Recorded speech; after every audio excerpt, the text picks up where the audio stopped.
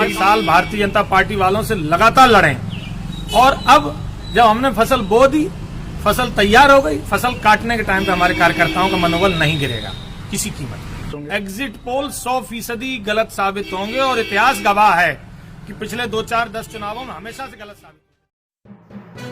नमस्कार, मैं इरशाद अली और आप देख रहे हैं यूपी 76 खबर हमारी दुनिया तक।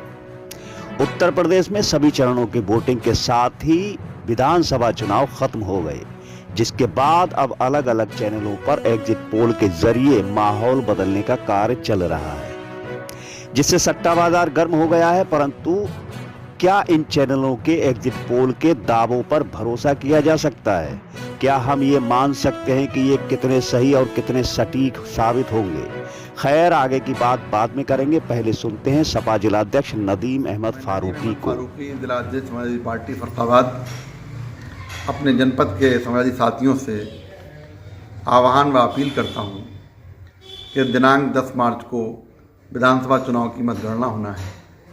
उक्त दिवस पर जिन साथियों को मतगणना एजेंट बनाया गया है वो समय पर मतगणना पंडाल में पहुँचें और बाकी साथी जहां तक प्रशासन अनुमति दे वहां पर बैठकर प्रतीक्षा करें और निश्चित ही ये चुनाव समाजवादी पार्टी के पक्ष में जाएगा।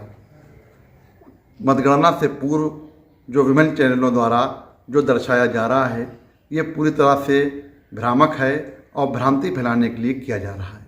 ये सट्टे बाजार का खेल है, प्रशासन पर अनावश्यक दबाव बनाए जाने का प्रयास है। इसलिए किसी भी तरीके से हमारे साथी या कार्यकर्ता या जनता इस भ्रमत में ना आए। वास्तविकता जो है वो ईवीएम में बंद है और निश्चित ही वो समाजवादी पार्टी के पक्ष में निकलेगा, क्योंकि प्रदेश की जनता ने समाजवादी पार्टी के पक्ष में माननीय अखिलेश यादव जी को मुख्यमंत्री बनाने के लिए अपना मत दिया है। इसलिए मैं पुनः अपने साथियों से आह्वान करता हूं कि वो जो वास्तविकता है उस पर विश्वास करते हुए 10 तारीख की प्रतीक्षा करें और सही समय पर पहुंचकर अपने प्रत्याशियों की जीत होने तक वहां पर डटे रहें, मतगणना एजेंट भी डटे रहें और बाहर जो साथी रहें वो भी अपनी प्रतीक्षा करें। निश्चित ही हम 4 सीटें जीत कर आएंगे, ऐसा मुझे विश्वास और भरोसा है। तो दोस्तों, यदि आपने हमारे चैनल को सब्सक्राइब नहीं किया है तो चैनल को जरूर सब्सक्राइब करें, इस खबर को लाइक करें, शेयर करें, कमेंट करें और देखते रहें यूपी 76 न्यूज। तो जहां तक हमने अपनी पड़ताल में पाया है कि 2021 पश्चिम बंगाल का चुनाव कोरोना महामारी के दौरान हुआ था और वहां पर भाजपा और तृणमूल कांग्रेस के बीच कांटे की टक्कर थी और उस दौरान सभी चैनलों ने भाजपा को 100 से ज्यादा सीटें दी थी। परंतु नतीजे क्या आए ये किसी से नहीं छिपा। यही हाल बिहार के चुनाव में भी हुआ। वहां भी एग्जिट पोल गलत साबित हुए। चैनलों को दिखाई गई थी कि महागठबंधन की सरकार, परंतु बनी एनडीए की सरकार। कई बार ऐसा हुआ कि एग्जिट पोल गलत साबित हुए। हमने लोगों से बात की है, हमने दर्जनों गांवों में खुद जाकर देखा है। नाराजगी चरम पर दिखी थी।